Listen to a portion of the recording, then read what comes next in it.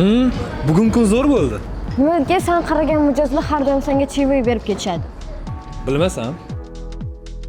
Choychaqa omadga bog'liq emas. U xizmat sifati va yondashuv natijasi. Keling, choychaqa nima ekanligidan boshlaymiz.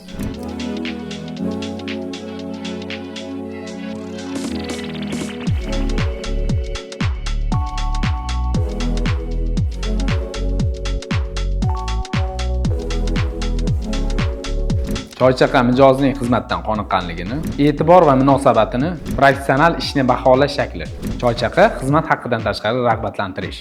Mijoz faqat yoqqan xizmatgagina pul qoldiradi. Mijoz tezlikni yugurish bilan emas, kutmaslik bilan o'lchaydi. Agar xizmat o'z vaqtida bo'lsa, ovqat qachon kelishi aytilsa, ichimlik va idishlar o'z vaqtida almashtirilsa, choychaqa olish ehtimoli ko'payadi. Assalomu alaykum. Ismim Madina. Bugun sizning xizmatingizda bo'laman. Ism aloqa yaratadi. Mijoz tirik odam bilan muloqot qilayotganini his qiladi. Bu taomlar limonli choy tavsiya qilaman. Upsell bu majburlash emas, to'g'ri tavsiya. Taklifingiz mijozga ma'qul kelsa, choychaqa olish ehtimoli kattalashadi.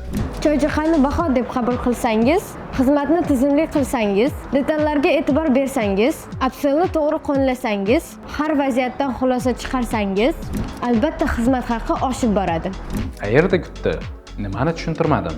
Qaysi detal yetishmadi? Shu savollar bilan ishlagan ofisant albatta o'sib boradi. To'g'ri yondashuv bilan ofisant qo'shimcha xizmat haqqi, ya'ni choychaqa olishi mumkin. Yes. Choychaqa bu pul emas, bu mijozning tashakkuri. Sizlar bilan menejer Asqarov Fazliddin bo'ldi. Bizning mahorat rasmiy sahifalarimizga obuna bo'ling va bizni kuzatishda davom eting.